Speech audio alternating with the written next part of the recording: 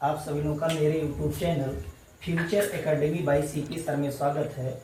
मैं आप लोगों को कक्षा 10 से संबंधित विज्ञान के बारे में टॉपिक बाय टॉपिक आपको लेक्चर बाय लेक्चर में देता हूं, जिससे आप लोगों को सरलता से विज्ञान के बारे में जानकारी प्राप्त हो सके। उसी क्रम में मैं लेक्चर नंबर 10 में आप लोगों से रसायन विज्ञान के एक अभिक्रिया के बारे में बात करना चाहता हूँ। उस अभिक्रिया का नाम है द्विविस्थापन अभिक्रिया। सबसे सरल अभिक्रिया है। हम जानते हैं कि जो यौगिक बनते हैं वो धनायन तथा ऋणायनों से मिलकर के बनते हैं। अगर उनको हम लोग तोड़े भी तो धनायन तथा ऋणायन में एक दूसरे से अलग हो जाते हैं। इसी क्रम में अगर देखा जाए यौगिकों की संख्या अगर 2 हो तो दोनों यौगिक जब धनायन तथा ऋणायन में मुक्त हो जाते हैं, टूट हो जाते हैं, तो टूटने के बाद में उनके बीच आयनों का विनिमय पाया जाता है। मतलब आयनों का विनिमय कहने का मतलब है कोई धनायन अगर टूटेगा तो दूसरे ऋणायन के साथ जाना पसंद करेगा, और कोई ऋणायन अगर टूटता है तो धनायन के साथ जाना पसंद करेगा। इसी प्रकार से दो यौगिकों के बीच में आयनों का विनिमय पाया जाता है। तो मैं सबसे पहले इन परिभाषाओं के माध्यम से आपको बताना चाहता हूं। तो इसको आप चाहेंगे तो इस परिभाषा को लिख भी सकते हैं कि जब दो यौगिकों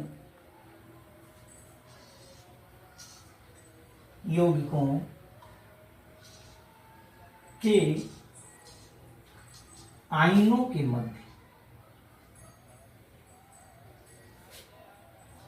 के मध्य विनिमय पाया जाता है या विनिमय होता है,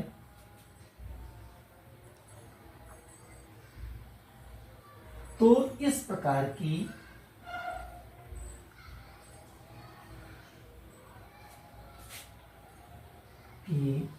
अभिक्रिया को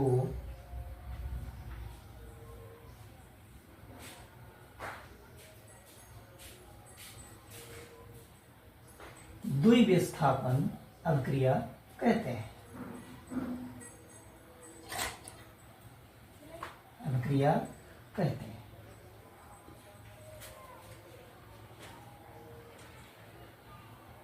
चलिए इनको हम उदाहरण के माध्यम से समझने की कोशिश करते हैं। हम लेते हैं कोई दो यौगिक।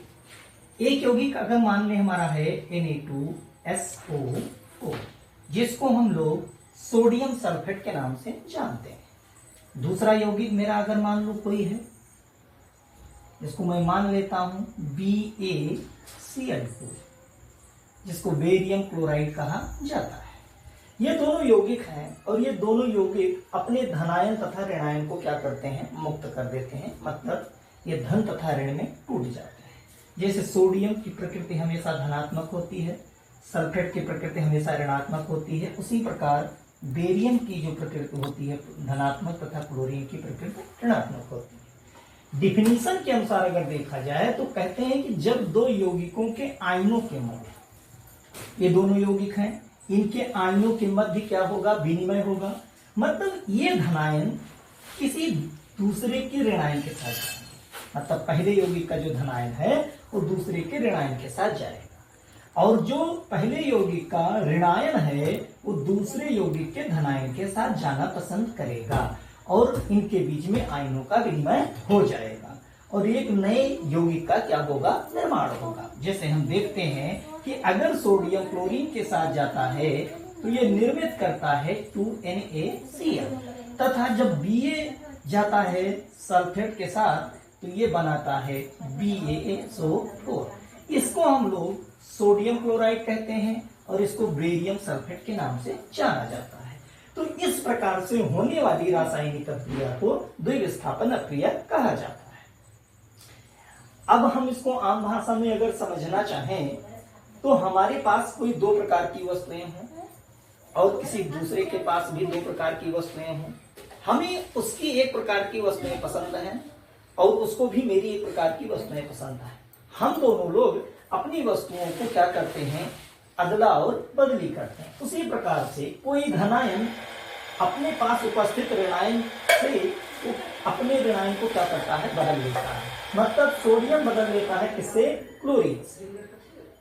सोडियम अपने SO4 को बदलता है किससे? क्लोरीन से। और Ba बदलता है क्लोरीन से सल्फेट को। और इसी प्रकार से एक नए यौगिक का निर्माण होता है जिसे सोडियम क्लोराइड और BaSO4 बेरियम सल्फेट के नाम से जाना जाता है। तो इस प्रकार की हुई अभिक्रिया को हम लोग द्विविस्थापन अभिक्रिया कहते हैं। तो आज इस टॉपिक में मैं आपको यहीं तक प्रोवाइड करता हूं, क्योंकि छोटे छोटे टॉपिकों को इसलिए लेता हूं कि जिससे आपको याद करने में थोड़ा आसानी हो। आप इसको स्क्रीनशॉट ले सकते हैं चाहे तो, और लिख भी सकते हैं कि जब कोई दो यौगिक हो, उन यौगिकों के मध्य जो होगा, पहले टूटेंगे यौगिक, उनके आयनों के मध्य क्या होगा? विनिमय होगा। और विनिमय के बाद में जो भी हमें उत्पाद की प्राप्ति होगी, तो इस प्रकार से होने वाली अभिक्रिया को द्विविस्थापन अभिक्रिया कहा जाता है। तो इसी के साथ धन्यवाद मैं आप लोगों को देता हूं कि शॉर्ट वीडियो था, छोटा टॉपिक था, मैंने आपको इसको सरलता से बता दिया। आप लिखना चाहेंगे तो लिख भी सकते हैं। तो इसी के साथ जय हिंद दोस्तों।